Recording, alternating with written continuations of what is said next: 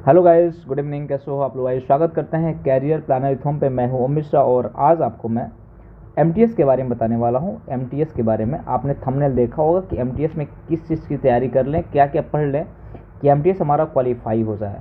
हमारा जो पेपर लगा हुआ है ये 5 अक्टूबर से लेके 20 अक्टूबर तक चलेगा। कहाँ तक? 5 अक्टूबर से लेके 20 अक्टूबर तक पेपर हमारा चलेगा और हमारे पास टाइम बहुत कम है। इसमें सितंबर चल रहा है और सितंबर में आधा सितंबर जा चुका है और मैं चाहता हूं कि आप लोगों को मैं कुछ ऐसे मूल मंत्र बता दूं जिससे एमटीएस क्वालिफाई हो जाए। एमटीएस पेपर देने जाना है आपको, उसके पहले अपने घर पे बैठ के पेपर देना पड़ेगा। एमटीएस में 100 क्वेश्चंस पूछे जाते हैं। कितने क्वेश्चन भाई? एमटीएस में 100 क्वेश्चंस पूछे जाते हैं, जिसमें 25 क्वेश्चंस होते हैं। 25 क्वेश्चन मैथ का होता है, इसमें 25 क्वेश्चन आपके रीजनिंग के होते हैं, 25 क्वेश्चन आपके होते हैं इंग्लिश के और 25 क्वेश्चन होते हैं आपके जीएस के। 25-25 क्वेश्चन का सेगमेंट आपका बटा हुआ है। और इसमें सबसे अच्छी बात है, मैथ में आपका अर्थमेटिक प्लस एडवांस दोनों है और रीजनिंग में वर्बल और लॉजिकल रीजनिंग दोनों है, यानी वर्बल प्लस लॉजिकल रीजनिंग दोनों है। इंग्लिश में ग्रामर है प्लस वर्ड पावर दोनों है और जीएस में करंट है प्लस आपका अदर सब्जेक्ट, यानी अदर सब्जेक्ट का मतलब पॉलिटी हो गई, हिस्ट्री हो गई, ज्योग्राफी हो गई, यानी सारी चीज़ें आपके दिए गए हैं। और आपको टाइम मिलेगा 90 मिनट का 90 मिनट का टाइम मिलेगा। और एक प्रश्न पे आपको 1 नंबर मिलेगा। एक प्रश्न पे आपको 1 नंबर मिलेगा। कितना भाई? 1 नंबर मिलेगा। और जहाँ एक प्रश्न आपने गलत किया तो 1/4 आपका निगेटिव मार्किंग भी है। 1/4 क्या? निगेटिव मार्किंग है। और आज का सेशन जो मेरा है आपके एमटीएस को क्वालिफाई करने को लेके है, तो हमें निगेटिव मार्किंग से भी बचना है और टाइम को भी मैनेजमेंट लेके चलना है। देखो हमारा निगेटिव मार्किंग कितना? 1/4 है और टाइम मेरा कितना है? 90 मिनट है। मुझे क्वेश्चंस करने हैं कितने भाई? क्वेश्चन टोटल करने हैं मुझे। कितने क्वेश्चन करने हैं? 100 क्वेश्चन करने हैं। कितने क्वेश्चन करने हैं? 100 क्वेश्चन। हमको मार्क्स मिलेगा कितना भाई? 100 नंबर मिलेगा हमको और 100 क्वेश्चन करने हैं। और सबसे अच्छी बात यह है कि मुझे गलत नहीं करना है, ज़्यादा से ज़्यादा हो सके सही करना है। मुझे उन्हीं क्वेश्चनों को टच करना है जो मुझे आता है। तो आपको करना क्या है? आपको करना ये है कि आप घर पे बैठो। आपके पास अक्टूबर का टाइम है, सितंबर के बाद सीधा अक्टूबर आ जाता है। आपके पास टाइम है एक नियर अबाउट 1 महीने का भी टाइम आपके पास नहीं है। अक्टूबर में अगर 5 अक्टूबर से पेपर आपका शुरू हो जाता है तो आपके पास टाइम नहीं बचा हुआ है, यानी आपके पास टाइम जो बचा हुआ है वो बचा हुआ है 25 दिन का। कितने दिन का? 25 दिन का। आपके पास टाइम 25 दिन का बचा हुआ है। इस 25 दिन में आप तो एक काम करोगे नहीं कि पूरा का पूरा कंसेप्ट पढ़ोगे। 25 दिन के टाइम आपको क्या करना है? आपको एक दिन में एक प्रैक्टिस सेट उठाना है। क्या भाई? एक दिन में एक प्रैक्टिस उठाना है। एक प्रैक्टिस सेट में कितने क्वेश्चन होते हैं? 100 क्वेश्चन होते हैं। 100 होते हैं। 100 में आपको, अगर आपकी क्षमता कितनी होगी कि आप 25 क्वेश्चन कर पाते हो कि नहीं कर पाते हो। आपकी क्षमता 25 क्वेश्चन करने की, आपकी क्षमता 25 क्वेश्चन करने की है। आपने 25 क्वेश्चन कर लिया, बचे कितने? 75 क्वेश्चन बचे। ये 75 क्वेश्चन में आपके इंग्लिश के भी होंगे, इसमें मैथ के भी बचे होंगे, भाई क्वेश्चंस। इसमें मैथ के भी क्वेश्चंस बचे होंगे, इसमें रीजनिंग के भी क्वेश्चन बचे होंगे, इसमें जीएस के भी क्वेश्चन बचे होंगे, यानी ये सारे क्वेश्चन, सारे सेगमेंट्स आपके बचे होंगे। इंग्लिश के भी बचे होंगे, मैथ के, रीजनिंग के और जीएस के सारे क्वेश्चन बचे होंगे 75 में। तो आपको करना क्या है? 75 क्वेश्चन में यानी 25 क्वेश्चन आपने सही से कर लिया, बचा तुक्का नहीं मारना। ध्यान रखना, तुक्का नहीं मारना। बचा 75 क्वेश्चन। 75 क्वेश्चन में मैथ के जो क्वेश्चन बचे हुए हैं, किसका भाई? मैथ के जो क्वेश्चन बचे हुए हैं उनमें आपको क्या करना है? जो कठिन क्वेश्चन है उनका नोट्स बना लेना है। क्या करना है भाई? नोट्स बना लेना है। उनको इतना तैयार करना है कि दोबारा जब दूसरे प्रैक्टिस सेट में आए तो क्वेश्चन हमारा तैयार हो जाए। इंग्लिश वाले में क्या करना है? इंग्लिश में आपका वर्ड पावर दिक्कत होती है तो वर्ड पावर को नोट बनाना, वर्ड पावर का नोट्स बनाना है। नोट्स बना के अपने सर के पास चिपका लेना है और सुबह शाम उठते जगते उसको देखना है। और जीएस के भी क्वेश्चन को आपको जो आपको टफ लग रहा है, जो नहीं बन रहा है, जो कन्फ्यूजन हो रहा है, जो आपने नहीं पढ़ा होगा, उसका भी नोट्स बना लेना है। यानी पूरा दिन यही काम करना है। उसके बाद रीजनिंग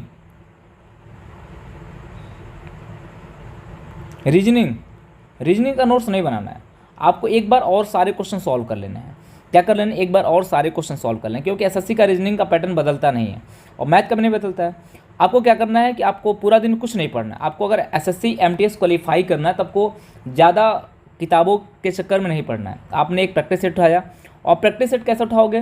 प्रैक्टिस सेट वहीं उठाओगे जो आपके एग्ज़ाम में पूछे गए हैं। भाई एक प्लेयर होता है, एक क्रिकेट प्लेयर है, उसको वैसा ही ग्राउंड चाहिए, वैसा ही पिच चाहिए जिस पे वो इंटरनेशनल खेलने जाना है उसको। अब पता चला गांव में वो गुल्ली डंडा खेल रहा हो या गांव में वो जाके किसी मोहल्ले में किसी जगह और क्रिकेट खेल रहा हो, वो सोच रहा है कि मुझे इंटरनेशनल में जगह मिल जाए, तो ऐसा पॉसिबल नहीं है। उसको वैसा पिच चाहिए, वैसा बॉल चाहिए, वैसा बैट चाहिए, वैसा पैड चाहिए, वैसा हर चीज़ वैसी ही चाहिए। तो आपको एमटीएस क्वालिफाई करना हो, चाहे किसी पेपर को क्वालिफाई करना, तो आपको वही चीज़ चाहिए जो आपके लिए बेनिफिशियल हो, जो एग्ज़ाम के पैटर्न को टच करता हो। तो आप एग्जाम के आए क्वेश्चनों को उठाना और उसमें 25 क्वेश्चन तो कर जाओगे, इतना लेवल तो आपका होगा। 75 में मैथ के क्वेश्चनों को क्या करना, नोट्स बनाना शुरू कर देना। नोट्स बनाना, इंग्लिश के क्वेश्चनों के वर्ड पावर आपके कठिन हो गए, मजबूत नहीं होंगे, उसका नोट्स बना लेना और अपने दीवार पे चिपका लेना। मैथ को नोट्स दीवार पे नहीं चिपकाना है, उसको 1 बार 2 बार 3 बार 4 बार रिवीजन करना उन क्वेश्चन, उन टाइप के क्वेश्चनों को कि दोबारा अगर आए और छूट के ना है। जीएस का नोट्स बना के दीवार पे चिपकाना है। रीजनिंग को एक बार और आप प्रैक्टिस कर लेना है।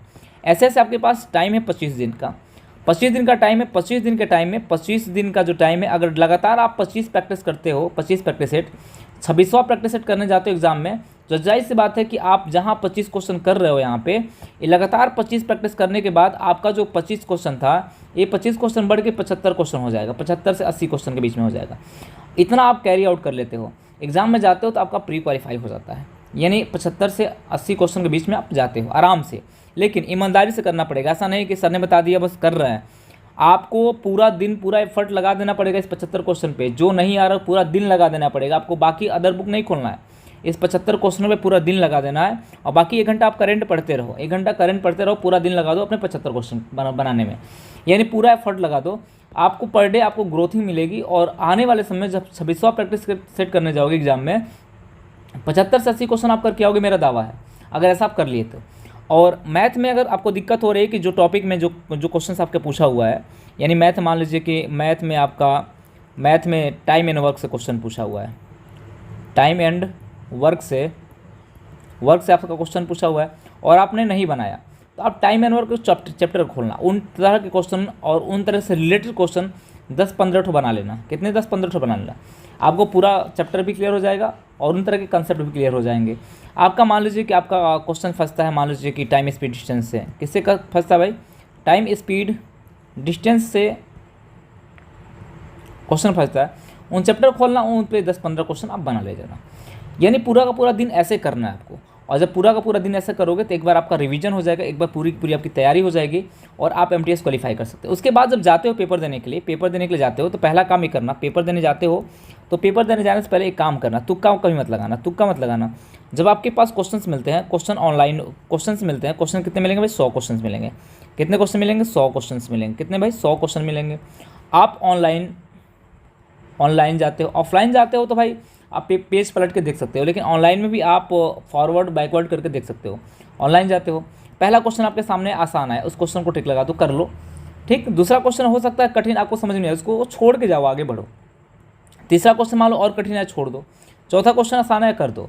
यानी आपके 100 क्वेश्चन में 40 से 50 क्वेश्चन ऐसे होंगे पूरा जीएस और मिला के कि आप आसानी से कर सकते हो, एकदम तुरंत टिक लगाओगे। यहाँ पे आपको टाइम देने की आवश्यकता नहीं। पहले इजी क्वेश्चन को आप आसानी से करो पहले। उसके बाद जो कंफ्यूज कर रहे हैं उन क्वेश्चन, उनको आसानी से करो। पहले आप क्या करोगे? 100 क्वेश्चन में आप खोजोगे, यानी आप फॉरवर्ड करते जाओ, जो क्वेश्चन आपको समझ में आता है उसको ट्रिक लगाते जाओ, उसको करते जाओ, ज़्यादा पेपर और पेन की आवश्यकता ना पड़े आपको। और उसके बाद से उन कन्फ्यूजन वाले क्वेश्चनों को आप एक बार फॉरवर्ड किए होंगे तो आपको पता चल रहा होगा कि हाँ भाई कौन सा क्वेश्चन कन्फ्यूजन वाला है। उन कन्फ्यूजन वाले क्वेश्चनों को आप करो, क्योंकि जब इजी क्वेश्चन को कर लोगे तो इन्हीं कंसेप्ट बेसिस वो कन्फ्यूजन वाले क्वेश्चंस भी होते हैं, वो भी आपके हो जाएंगे। आपके कॉन्फिडेंस क्या हो जाएंगे? बूस्टअप हो जाएंगे। उसके बाद कठिन क्वेश्चन, यानी आप कम से कम 70 क्वेश्चन कर लोगे ऐसे। तो अगर आपके पास थोड़ा सा तुक्का मारने की भी कला आ जाएगी, तुक्का मारने का मतलब ऐसा नहीं कि आप तुक्का मार लोगे, आप ऑप्शन को एलिमिनेट करना सीखो। तुक्का मारने का मतलब जो 70 क्वेश्चन आप कर ले जा रहे हो, 30 क्वेश्चन बच रहा है, तो आप उन क्वेश्चनों को देखो। अगर आपके पास टाइम बचा हो तो उन क्वेश्चनों को देखो जिनके आंसर जो होते हैं आंसर सटीक नहीं बनाए होते हैं। जिनके आंसर क्या होते हैं, ऐसा पता चल जाता है कि एक मान लो option A, option B, option C, option D, तो आपको पता चल जाता है ऑप्शन ए और सी नहीं होगा, सॉरी बी और सी नहीं होगा, ऑप्शन ए में और डी में आपको कन्फ्यूज लग रहा है। तो आप उन ऑप्शन के सटीक जाओ जो आपको ज़्यादा कन्फ्यूज लग रहा हो, तो उन ऑप्शन को ठीक कर दो। ये तुक्का मारने का तरीका होता है। तो आपको क्या करना है, पहले जब पेपर देने जाना है तो आप रिलैक्स होकर जाना, पूरा का पूरा रिलैक्स होकर जाना। मुस्कुराते जाना, रिलैक्स होके जाना, ऐसा नहीं कि बहुत ज़्यादा प्रेशर लेके जाना। और पेपर के पहले मत पढ़ना, जितना पढ़े वो सब भूल जाएगा। आप क्या करना, पहले इजी क्वेश्चनों को करना, इजी क्वेश्चन को खोज करना, उसके बाद कन्फ्यूजन वाले क्वेश्चन करना, उसके बाद हार्ड क्वेश्चन को करना, उसके बाद तुक्का लगा सकते हो 2-4 क्वेश्चन, ऐसा नहीं है। लेकिन तुक्का ज़्यादा मत लगाना, 1/4 आपका निगेटिव मार्किंग, जो आपने किया है वो भी गलत हो जाएगा। तो क्या आपको सारी बातें समझ में आई, पेपर कैसे देना है भाई। और जो सेकंड पेपर होगा हमारा एमटीएस का, जो सेकंड पेपर होगा, सेकंड जो पेपर होगा वो ऐसे राइटिंग होगी। क्या होगी भाई, लेटर होगा, ऐसे राइटिंग है। अब क्या करना है, लेटर में आपको क्या करना है, डेली आप जैसे पेपर पढ़ते हो, पेपर पढ़ लो, जो आर्टिकल्स आते हैं उसको पढ़ना शुरू करो, करंट अफेयर्स के जो आर्टिकल्स आते हैं उसको पढ़ना शुरू करो। ये आपके 50 नंबर के हैं, आपको 30 मिनट का टाइम मिलेगा।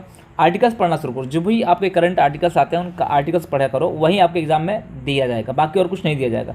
आपको किसी बुक को खरीदने की आवश्यकता नहीं, आर्टिकल्स पे ज़्यादा फोकस करो, यानी करंट अफेयर के आर्टिकल्स फोकस करो। जितने भी आप करंट अफेयर के आर्टिकल देख सकते हो, देखो, पढ़ो, उसको एक बार रटो, एक बार याद करो, रटना नहीं, एक बार याद करो, उसको एक बार क्या करो, सोचो समझो, उन पर आप लिखने का प्रयास करो।